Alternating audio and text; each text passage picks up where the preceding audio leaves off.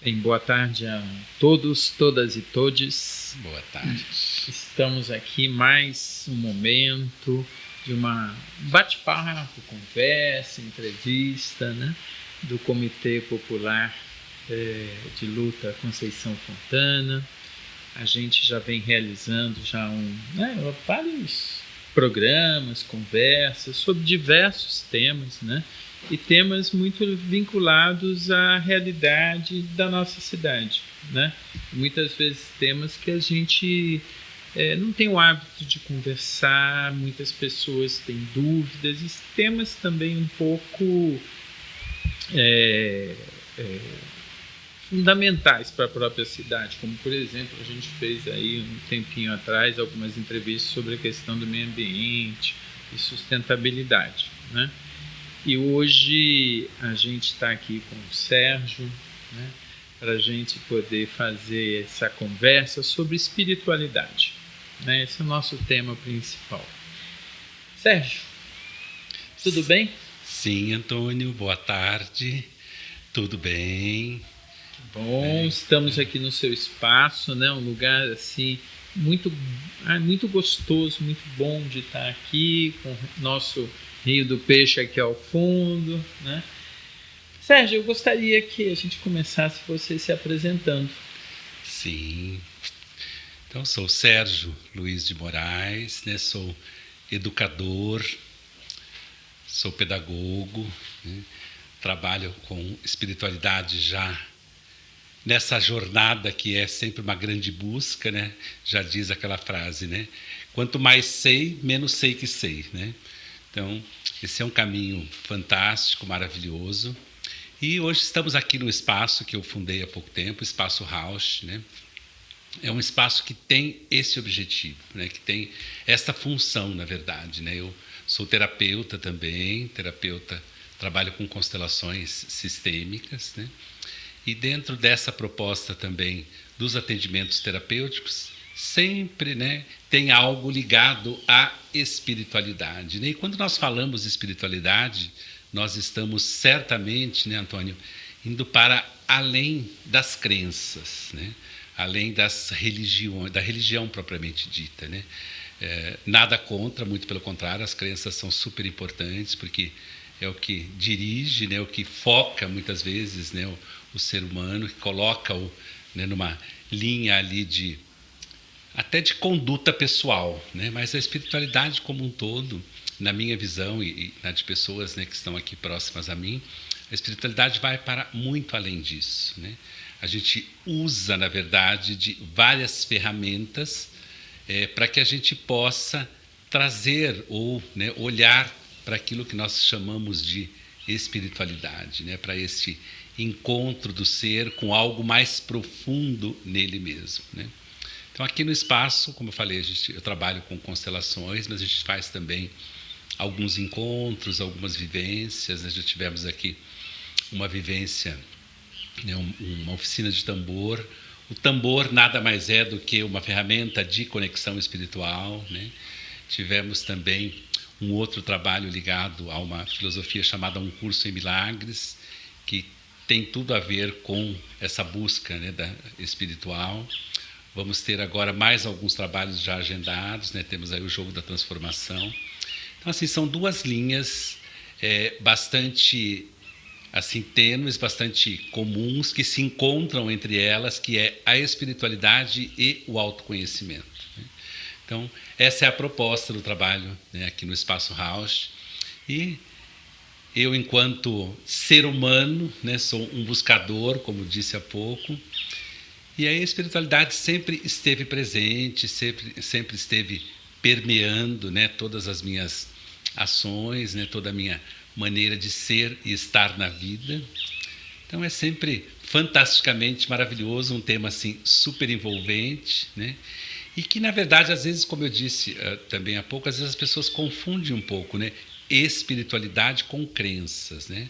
Então, como eu disse, e eu gosto bastante de reafirmar, quando nós falamos de espiritualidade, nós estamos indo para muito além das crenças. Uhum. Então, acho que esse é um pouquinho do Sérgio, um pouquinho do Espaço Rausch, né? Legal. Sérgio, você traz algumas questões, na realidade, muito importantes, né? Acho que a primeira é que, na realidade, pelo menos também para mim, né, as crenças e as religiões, elas nos ajudam no autoconhecimento, né, na sustentação, muitas vezes, diante de problemas que acontecem na vida, da gente ter uma sustentação, uma busca em Deus para poder atravessar, né, os momentos de dificuldade, né? Mas a espiritualidade é um passo adiante, digamos assim, né? No sentido da busca e do autoconhecimento. Exato. Né? E muitas vezes as pessoas também confundem muito, né, a espiritualidade como práticas do mal, demoníacas. Aí tem uma série de nomes, de visões e de preconceitos. Com certeza. Né? Se sente muito isto ainda muito forte, presente na nossa cidade, mas sobretudo na nossa sociedade, em pleno 2024? Então, Antônio, eu diria para você que assim, isso sempre, e por isso que eu faço questão de deixar muito claro que nós estamos falando de espiritualidade, né, de que nós estamos falando de algo assim intrínseco, né? Nós estamos falando de algo que permeia todo ser humano. Eu já passei por várias crenças, né? Já vivi sim momentos, né, onde as pessoas olham com aqueles olhos, né? Eu acho que socialmente hoje, como você mesmo coloca, em pleno século XX, né, acho que a gente já está um pouco mais de abertura acerca dessas questões, né? Mas existe sim. Eu mesmo, né, assim, há 40 anos, né, vivendo este mundo, vivendo várias experiências desse aspecto, né? Já vivi né, passei por centros de Umbanda, vivi experiências na Umbanda, no kardecismo, né? Nas linhas xamânicas. E assim, há bem pouco tempo, para ser exato, né, há 6 meses, é que eu optei por abrir um espaço, eu costumo dizer, né, colocar meu nome na rua, né, porque hoje está aí um espaço aberto com o nome estampado ali. Mas assim, existe um certo preconceito, né? Inclusive as pessoas quando chegam, a gente toma um cuidado muito grande, até nos atendimentos e tudo, porque espaço house, né, né, leva um pouco mais para o lado xamânico, às vezes as pessoas olham com uma certa... E, na verdade, a palavra house, ela quer dizer que venha a cura, né? Então, aqui eu falo que as pessoas, quando chegam, né, elas sempre vêm a partir de uma busca, elas vêm sempre a partir de um conflito, elas vêm sempre porque estão passando, né, por aquilo que, em se tratando de espiritualidade, nós podemos chamar de noite escura da alma, né? Então as pessoas sempre vêm no momento em que estão buscando ou que estão passando por um problema, por algo assim.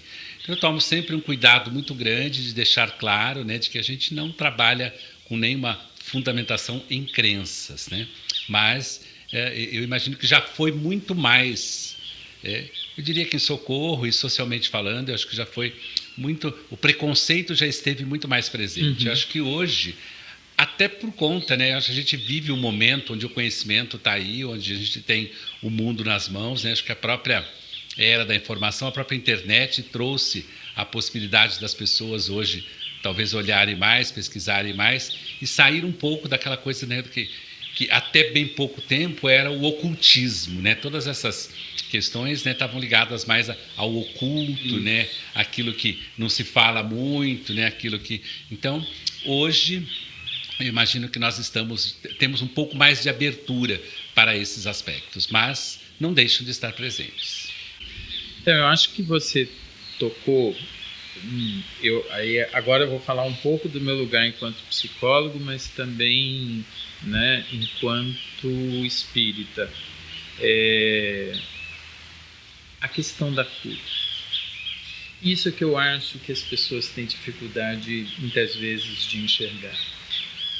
A gente sabe que tem muitas pessoas que viviam, ou enfim, tinham situações de desagregar a própria família, etc., e encontrar usuários de drogas, não importa, seja ela quais forem, vícios, E aí encontraram na religião, né, um espaço para que ela pudesse se tratar.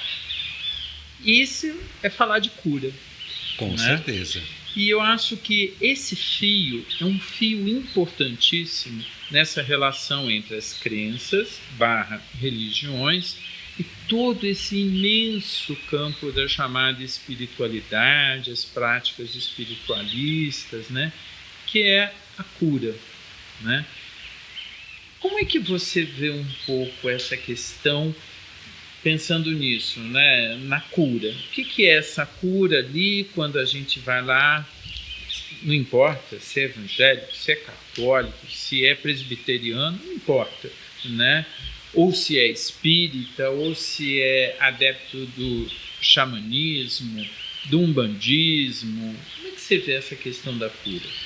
Fantástico, assim, é bem interessante você trazer, né, esse tema, essa temática, porque eu tenho uma maneira muito peculiar, inclusive fundamentada, né, num curso que estou terminando, que é uma formação em psicologia transpessoal. Dentro dessa proposta, né, das terapias transpessoais, nós sempre partimos do princípio de que, assim, a cura está na pessoa. Então, a cura é, dentro de todos esses aspectos que nós estamos tocando aqui, a cura é nada mais do que uma grande busca interna, uma verdade de cada um. Porque eu mesmo, como terapeuta, não me coloco como curador, né? Porque quem cura é a própria pessoa. Agora, nós estamos falando de espiritualidade, nós estamos falando de autoconhecimento, né? Então, como você mesmo colocou, há vários aspectos, né? Denominados doenças, né, os vícios, né, como você bem citou aí, pode ser um deles, que desagregam completamente, né, a estrutura da pessoa e muitas vezes dos que estão próximos da família e tudo. Mas a cura para esses processos nada mais é do que uma atitude pessoal, né? A pessoa se propor a ser curada. A pessoa, né, quer ser curada. E aí nós podemos, né, indicar, as religiões podem trazer a ela esse alento, né, as terapias podem trazer a ela esse alento, quer dizer, são várias ferramentas que podem ajudá-la nesse processo a sair, né, daquilo que denominamos de doença, né? Mas, na minha visão, assim, o passo primeiro, né, responder a sua pergunta, é uma decisão pessoal, é um profundo mergulho nela mesma, um profundo mergulho de autoconhecimento, né? Então, a cura, né, para minha concepção, vem a partir daí, a pessoa desejar, querer ser curada. E aí, é claro, que ela, né, tem que se comprometer a algumas mudanças de atitude, talvez, né, num primeiro momento ela tenha que se comprometer a algumas questões que podem ser difíceis para ela, e aí então as terapias ou mesmo as crenças podem ajudá-la nessa busca, nesse primeiro passo. Mas, reafirmo, é antes de tudo uma busca, é antes de tudo né, assim, um mergulho no querer, né? A pessoa tem que querer curar. Nós não curamos. Quem se cura é, né, o cliente, é o paciente, é a pessoa ali com qualquer tipo de desequilíbrio e que em dado momento, opa, isso é muito para mim, não dou conta, preciso sair disso. Então, é uma atitude pessoal, interna e assim, né, de muita coragem acima de tudo. Com certeza. Interessante porque eu costumo dizer assim, né, todos nós, e não tem exceção, somos neste mundo, neste planeta, somos buscadores. Nesta vida, né? Nesta vida, somos buscadores da cura mesmo. Né? De um estado, né, que nós costumamos dizer muito, né? Em constelação nós temos uma consciência que diz assim, todos nós viemos para esta vida para viver o nosso melhor. Então, o nosso melhor é sempre estar além de onde estamos. Sim. Então, é uma constante busca, né? É uma constante, né? É um dia após o outro, um passo após o outro, mas é uma constante busca de, né, amanhã estar melhor do que eu estive hoje. Então, sem dúvida que não tem exceção. Isso é para você, para mim, para todos que estão aqui nos ouvindo, né? O tempo todo nós estamos buscando estar um pouco melhor. Sim.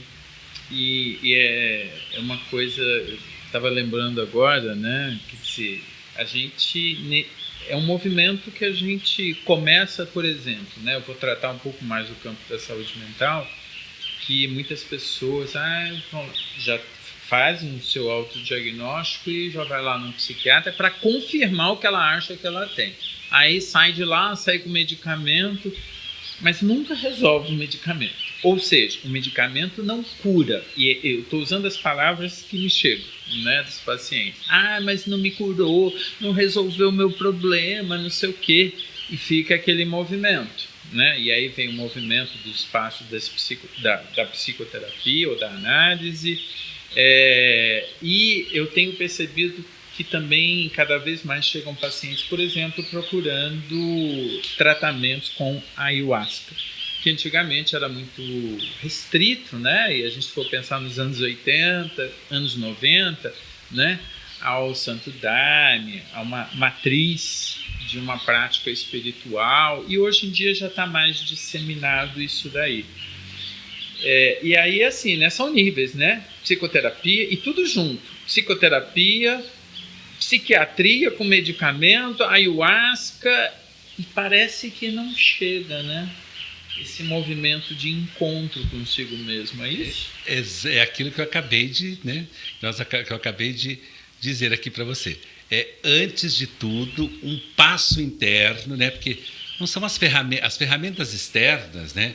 Tanto a psicoterapia quanto as medicinas da floresta, né? Você citou aí a ayahuasca, né? Há várias outras medicinas, as quais inclusive eu, né, conheço várias delas dentro dessa linha do xamanismo, que eu também já passei por elas, né, e vivo-as até hoje. Toda e qualquer ferramenta, elas são ferramentas, né, mas antes de tudo a pessoa, né, antes de tudo uma atitude interna.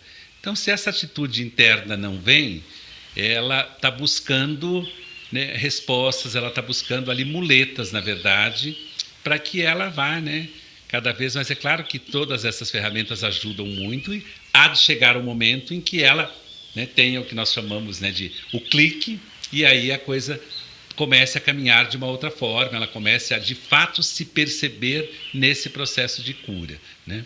Mas ainda assim eu, né, lhe afirmo que, assim, pela minha experiência, pelo meu conhecimento, né, e até pela minha experiência aqui de atendimentos, né, com vários clientes que eu atendo aqui, tudo antes de tudo um passo interno, né, um despertar do ser, né, a pessoa querer. E a partir daí as ferramentas podem contribuir, e muito. Sim, essa questão do passo interno, eu acho importante também essa conversa nesse sentido. Esse passo, como é que eu sei que tem um passo interno? Esse passo interno, né? Esse passo interno é o incômodo que as pessoas, né? O fato das pessoas procurarem uma psicoterapia, procurarem uma terapia, procurarem às vezes uma igreja, uma crença, já é esse passo, já é quando algo começa a incomodar, quando eu percebo que algo não vai bem, né? Há alguns padrões que vão se repetindo e a pessoa não sai daquilo, né? A gente chama de padrões repetitivos dentro da consciência, das constelações familiares. Vou trazer aqui um exemplo bastante comum, né? Relacionamento, né? A pessoa entra no relacionamento e aí a coisa, né, acaba, e aí ela vai para um segundo e a coisa acaba e vai para um terceiro. Quer dizer, então ali há um aspecto na vida dela, relacionamento, que precisa de uma atenção. Quer dizer, o que está acontecendo comigo que relacionamentos na minha história, na minha vida, não dão certo, né? Não são, assim, não caminham como cultural ou socialmente eu esperaria que fosse, né? Como eu sonhei, que na verdade as pessoas têm um sonho acerca, né? O vício é outra questão, né? A pessoa está lá num vício e aquilo parece ser mais forte que ela, mas em dado momento ela percebe que aquilo está incomodando, que aquilo não está levando ela a lugar nenhum e que aquilo está sendo, né, algo prejudicial na vida dela. Então, eu diria, né, respondendo a sua pergunta, que quando algo começa a ser incomodado, quando aquilo parece que, né, na minha história, na minha vida, precisa ser olhado. Então, como é que você, já que você hoje está mais ancorado no xamanismo, como é que é essa a proposta mesmo, né, das práticas, né, ou dos rituais xamânicos, em que medida, em que ponto, melhor dizendo, pode contribuir para a pessoa, para o buscador ou a buscadora? Então, eu diria para você assim, né, é uma prática que faz parte da minha busca, né, da minha jornada. Nós temos várias medicinas de cura, né, você citou aí a ayahuasca, né, o Santo Daime, que na verdade é a mesma coisa, nós temos o rapé e um próprio atendimento xamânico, né, com cachimbo ou algo assim. Então, vou falar, por exemplo, da experiência do rapé, né? O rapé é uma medicina xamânica que nós aplicamos, a pessoa toma o rapé e ele traz uma consciência de cura. Então, essas medicinas, a ayahuasca é a mesma coisa, a pessoa vai até um ritual, né? A ayahuasca normalmente são rituais que a gente participa, que a gente organiza, a pessoa vai até um ritual, ela toma um chá, né? O chá da ayahuasca, que ele é feito a partir de 2 plantas de poder, que é o mariri e a chacrona.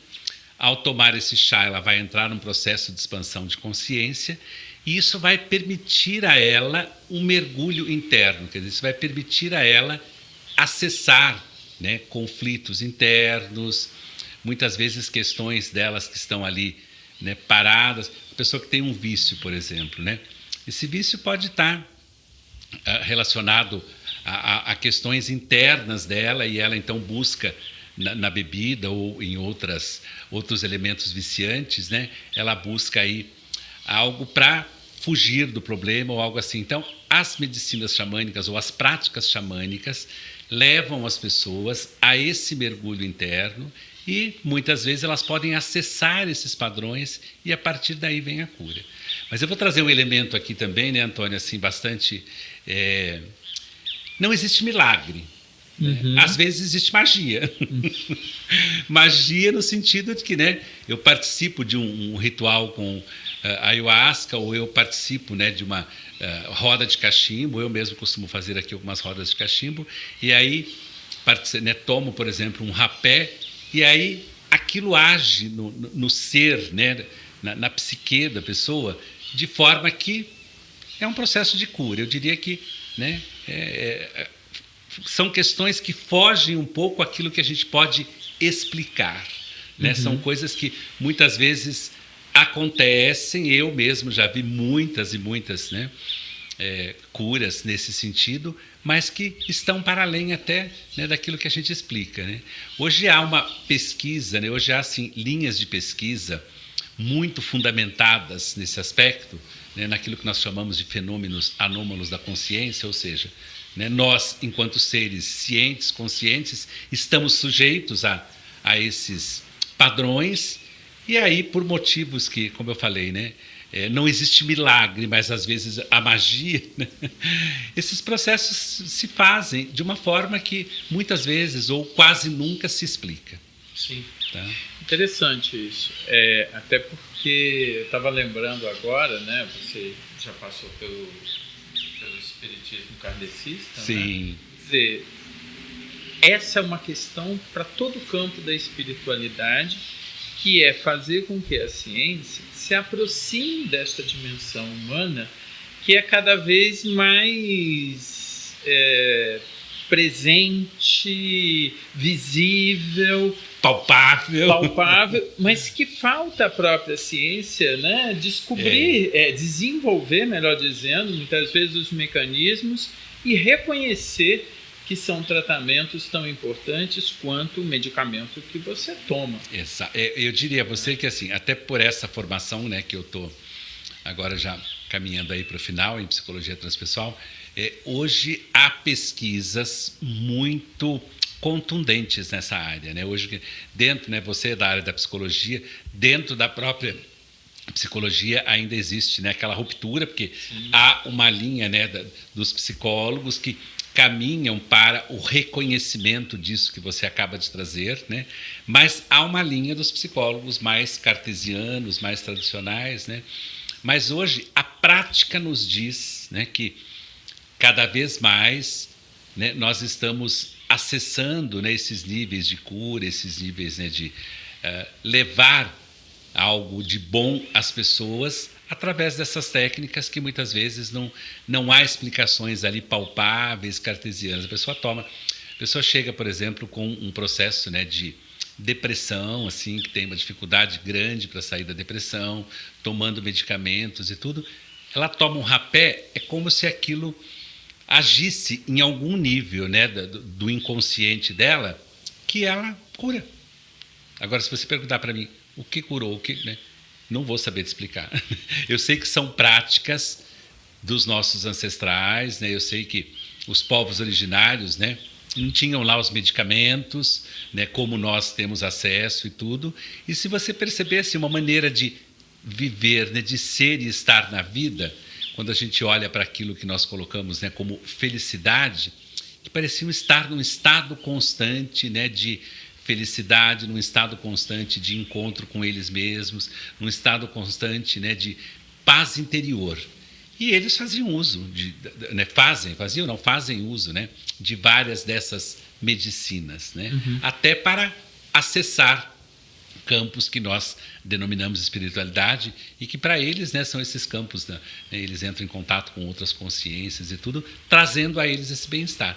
Então, né, há muito mais entre o céu e a terra, né, do que de fato possamos explicar, né? Mas é um universo assim fantástico, é um universo onde eu navego já há bastante tempo, né? Um universo onde eu, né, transito já há um bom tempo e tenho visto coisas fantásticas, maravilhosas acontecerem, pessoas passarem por processos de cura, assim, né? De realmente se encontrar, de realmente buscarem, né, a sua paz interior, porque o mundo hoje, né, a sociedade hoje está levando as pessoas por N motivos, né, a esse processo de desequilíbrio, esse processo de fugir cada vez mais dela mesma, né, levando cada vez mais para o externo.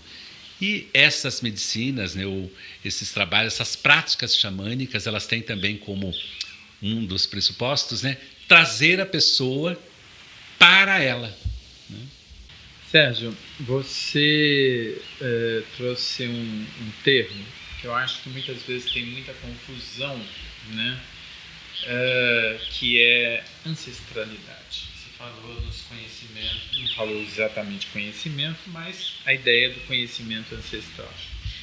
Eu, pelo menos em toda a minha história de militância, né, com os movimentos sociais, etc., o movimento negro, as comunidades indígenas e tal, isto é uma questão importantíssima.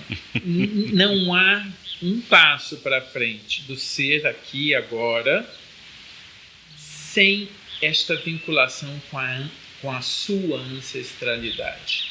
Se você puder trazer um pouco para a gente, o que é isso da ancestralidade, o que envolve, qual é a relação dessa ancestralidade com a gente hoje? Olha, esse é um universo que, assim, talvez só para responder, né, essa sua colocação ficássemos aqui mais uma hora ou mais, né, talvez até um dia, assim. Eu vou trazer, né, um princípio assim que para mim é muito coerente, que é algo que eu vivo, que são as constelações, né? O que são as constelações familiares e ou sistêmicas, né? Nada mais é do que uma prática, né, uma metodologia desenvolvida por Bert Hellinger, através das pesquisas dele, onde nós honramos a nossa ancestralidade, trazendo só para esse recorte, né, que são as constelações. Bert diz, né, nos seus vários livros e as suas pesquisas, que tudo o que acontece conosco aqui, Sérgio, Antônio, está ligado à nossa ancestralidade, a todos aqueles que vieram antes de nós, em todos os aspectos, né? Todas as bênçãos nós recebemos dessa ancestralidade, toda a força para ser quem somos, né, e estar na vida, nós recebemos dessa ancestralidade, e os conflitos também que não foram resolvidos, que não foram reconhecidos, vêm dessa ancestralidade. Então, nas constelações ou numa terapia sistêmica, nós vamos olhar para aquilo que não vai bem ali com a pessoa e vamos trabalhar com um campo que nós denominamos campo morfológico, que é onde ficam todas essas memórias ancestrais, né? Levando aqui para o recorte das constelações. Mas se a gente ampliar um pouquinho isso, né? Vamos pegar algo que às vezes está aqui presente nos meus atendimentos. Vamos pegar Brasil, por exemplo, né? Como é que o Brasil foi colonizado, né? Como é que iniciou a história aqui, né? Nós já tínhamos aqui um povo que era dono da terra, aí chegam, né, os portugueses e outros povos aí querendo dominar, né? Então, olha a consciência de dominação que já vem, por exemplo, se nós pegarmos esse recorte na história do Brasil. E aí depois chegam os negros, né, que vão servir, que vão trabalhar. Então, se a gente olhar um pouquinho para trás, e certamente todos nós que estamos hoje, né, aqui, vivendo neste momento, temos ancestrais lá atrás. Então, olha quanta coisa nós temos que honrar, que pagar. Olha quanto foi feito, né? A que custo hoje nós estamos onde estamos. Então, quando você vê aí, né, a nossa política da maneira que está, quando você vê a economia, estou falando aqui de Brasil, né, da maneira que está, né, eu diria que há muito que olhar para essa ancestralidade, reconhecer essa ancestralidade, né?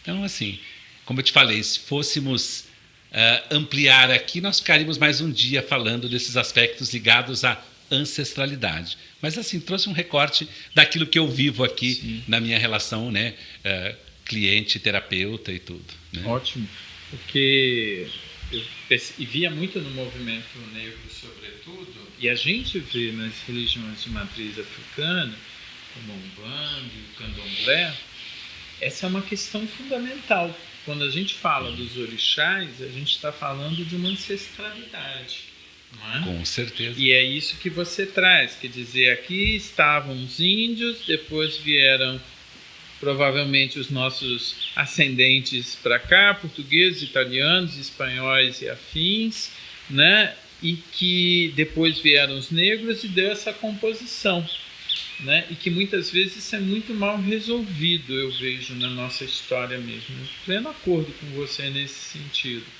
Mas o que é importante é a gente poder talvez olhar, né?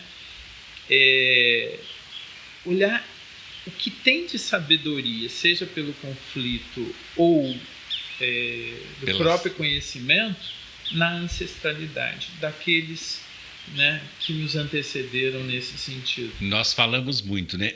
Honrar tudo. Pegando o aspecto religião, por exemplo, né? Quando chegam as matrizes africanas, quer dizer, como que eles tinham que fazer ou, né, viver a espiritualidade? Escondidos.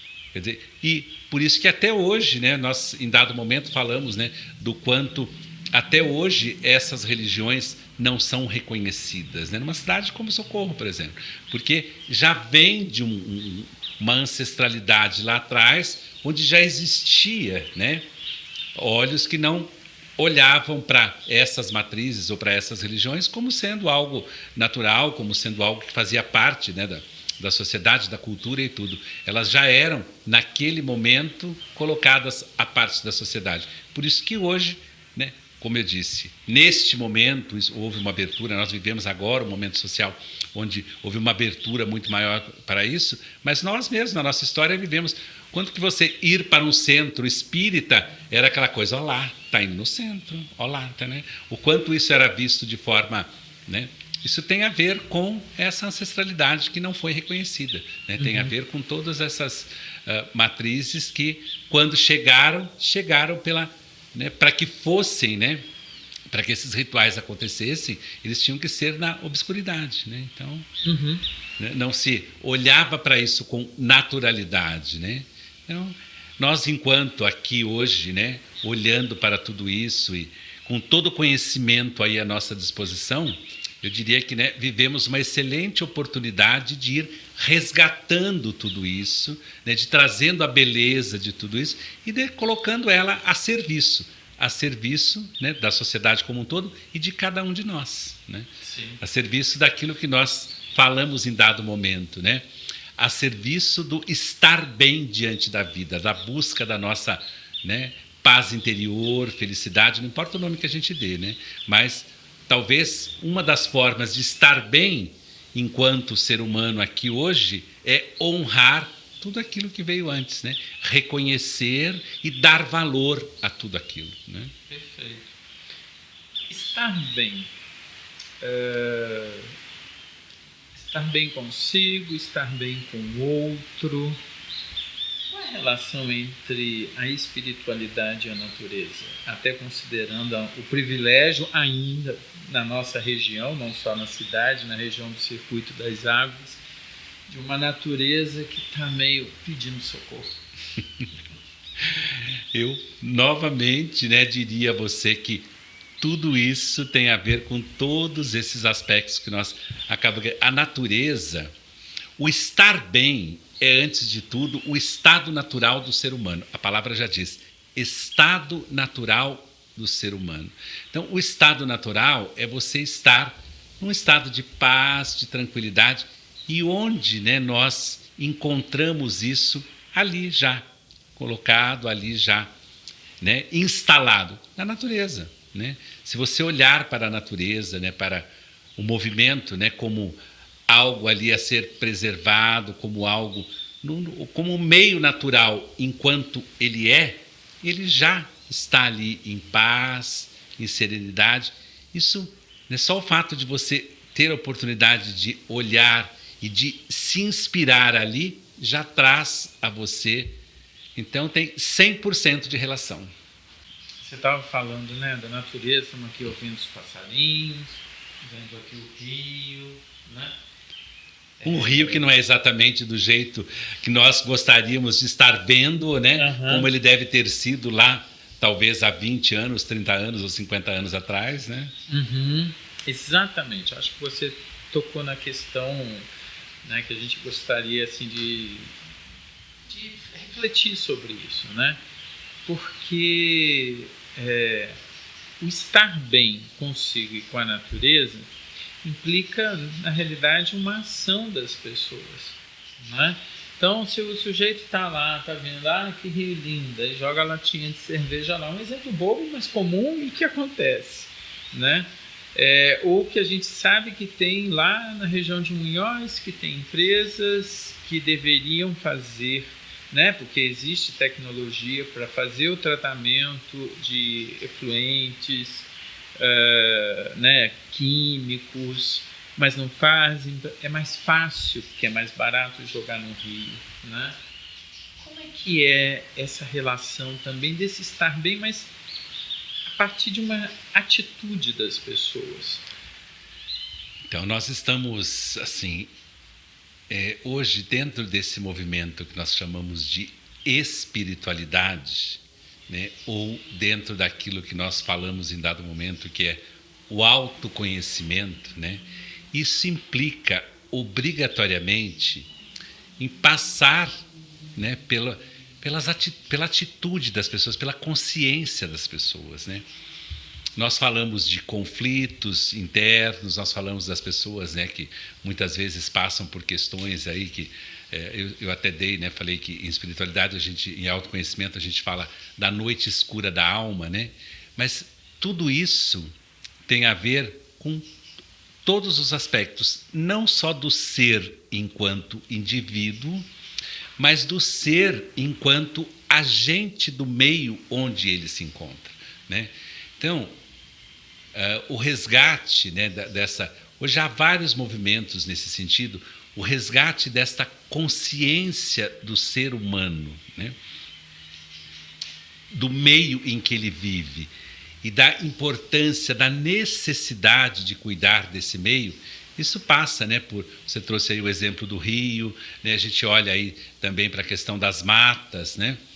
Então, a gente vê uma grande destruição hoje de todo o meio ambiente. Então, aí a pergunta é como que o homem, né, ou como que o indivíduo, como que o ser humano pode estar bem, em paz, né, e tranquilo, vivendo de maneira harmônica, se ele não cuida do meio, se ele não promove um meio de forma harmônica, né? Então, há um grande movimento, né, como eu disse e repito nesse sentido hoje, que da importância desta consciência de todos nós, enquanto, né, aqui habitantes desse planeta fantástico, maravilhoso, chamado planeta Terra, né, retomarmos esta consciência de cuidar do meio, de estar nesse equilíbrio com o meio, né? Você da área de psicologia, assim, hoje há você tem conhecimento disso com certeza, hoje há um ramo da psicologia, né, que fala que só de você, há um estudo bastante aprofundado nessa área, só de você estar, eles chamam inclusive de banho de mata, né?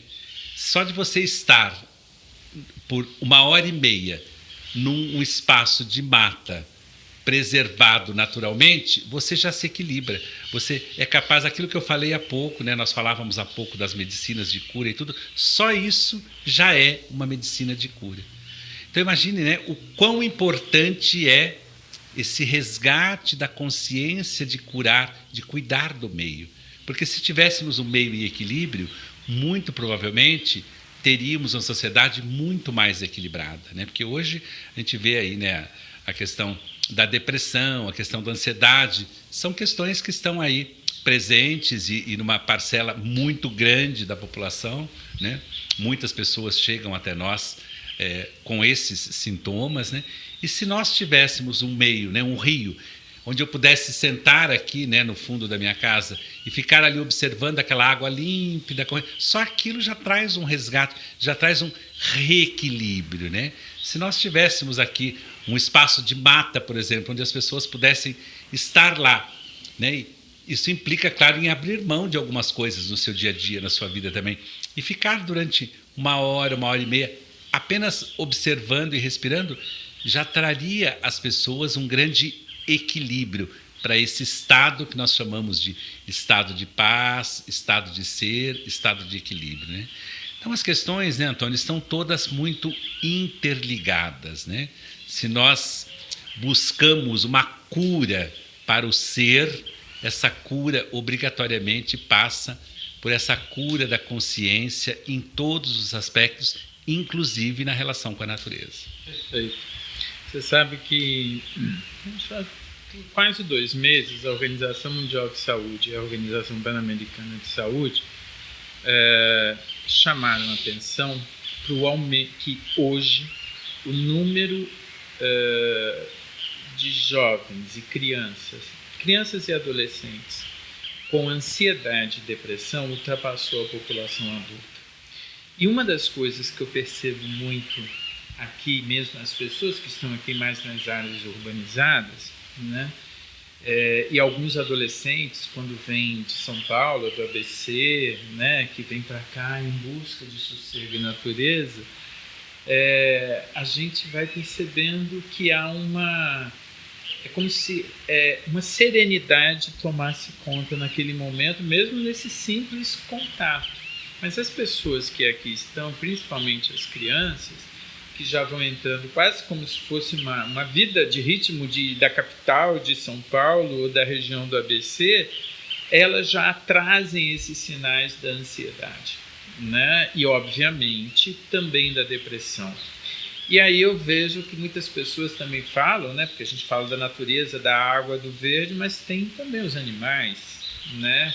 E a gente também vê N situações de maltrato com os animais domésticos, né, domesticados, sem contar também com os animais selvagens na medida em que as matas vão sendo destruídas para dar espaço para uma agricultura que muitas vezes você não sabe a quem e a que se destina essa agricultura. Então a gente vê por essa situação de que realmente a angústia, a depressão e a ansiedade é um desalinhamento, digamos assim, com a vida natural, né? O quanto nós, seres humanos, estamos, ou deveríamos estar, em boa medida, integrados e conectados a esta natureza, e não no sentido do domínio da natureza. Aí entra a questão da ancestralidade, falando do nosso lado, que obviamente somos descendentes de europeus, né? Não importa se italianos e etc, mas que é isso, né? Quer dizer, a ideia é a ideia do domínio.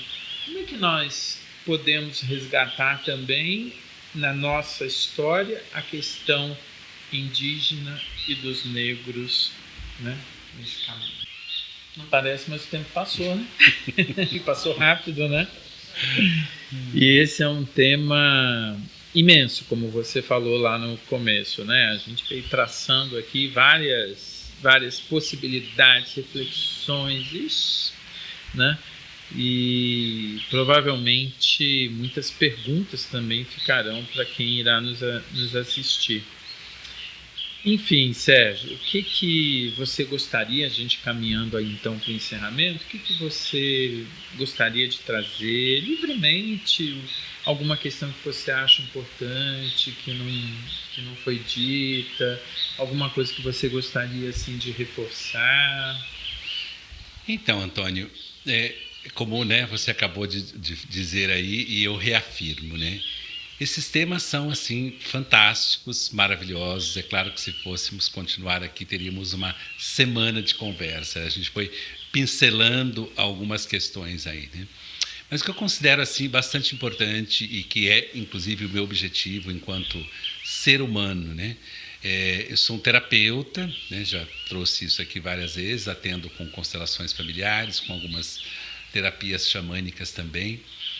Mas o que eu considero de extrema importância, né, nesse aspecto todo, e é um pouco do que eu busco fazer na minha vida, né, as pessoas encontrarem a sua paz interior, né, as pessoas tentarem, de alguma forma, trabalhar aquilo que, em algum momento na vida dela, tira ela do que nós podemos, inclusive, chamar de momento presente, né, do aqui e agora. Como diz Eckhart Tolle, né? Estar no momento presente é, de fato, viver a vida, né? E, como nós citamos aí no finalzinho da nossa conversa, as pessoas ficam muito apegadas ao passado, né? Quer sejam questões de conflitos do passado ou quer sejam questões, né, que ficaram ali mal resolvidas nesse passado. E hoje, né, a gente sabe que se ligar ao passado é o que leva as pessoas à depressão. Ou então as pessoas ficam lá muito focadas no presente, né? No que eu quero amanhã, ganhar na loteria, ser rico, viver bem, casar, ter um namorado, N fatores, né?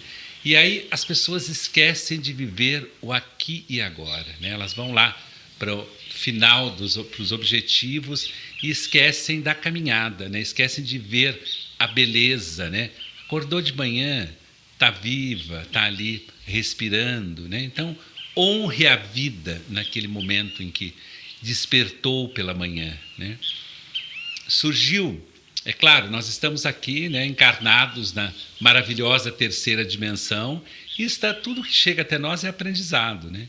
Então chegou um conflito, chegou, né, algo que precisa ser olhado, olhe para aquilo como aprendizagem, né? Então é a gente, como diz, né, uma pessoa que eu gosto bastante, né, Monja Coen, do Zen Budismo, a monja tem uma palestra onde ela fala: seja observador da vida, e não aquele que vai entrando em contato com tudo e tomando para si tudo aquilo que acontece na vida, né? Alguém tropeçou lá, eu já sinto a dor aqui, né? Alguém, né, aconteceu algo lá, eu já sinto aqui. Então você acaba trazendo para você muitos aspectos que não são os seus, né? E isso tira a pessoa da própria vida, da própria busca dela, né? Então, se eu pudesse deixar aqui alguma mensagem, seria essa, né? E é claro que há várias ferramentas para isso, né? Você lá com as suas psicoterapias, né? Eu aqui com as minhas terapias, ou as medicinas, né? Como nós colocamos aí, né? As medicinas sagradas, a própria meditação, né? São várias ferramentas que podem corroborar para que a pessoa esteja de fato no aqui e agora, no momento presente, né? Então, eu vou deixar, se eu puder deixar aqui, né, uma mensagem, é isso: olhe para a sua vida aqui e agora, né? No seu momento presente, na beleza do que é estar aqui ouvindo esse pássaro cantando lá ao fundo, né? Às vezes as pessoas estão ali sem nem se ligar no que acontece ao seu redor, né? Então, para mim é uma grande oportunidade de estar aqui falando um pouquinho, né, de tudo isso, falando um pouquinho desse universo, falando um pouquinho daquilo que sou eu, né, da minha vida, desse espaço que está aqui com esse objetivo, né, levar as pessoas a viverem melhor, e a minha grande, né, assim, minha profunda gratidão pela oportunidade, tá? Acho que é isso. Legal, Sérgio. Nós que te agradecemos muito, né, a sua disponibilidade, o seu tempo, né, para a gente poder trazer um pouco desses assuntos mesmo, para as pessoas poderem pensar o quão ricos somos nós, seres humanos, né? Ao invés da gente ficar butucado lá com os nossos problemas, os conflitos, o ódio, não sei o quê. Não, gente, nós somos de uma belezura, né? E de uma riqueza muito grande. Então, nossa profunda gratidão a você, né? Ao Itamar também, que está ali, né? Nos acompanhando nesse trabalho. E a gente também, em nome do Comitê Popular de Luta Conceição Fontana, do Partido dos Trabalhadores, a gente agradece muito. Obrigado, Sérgio. E estamos aí. Eu aqui, né, agradeço.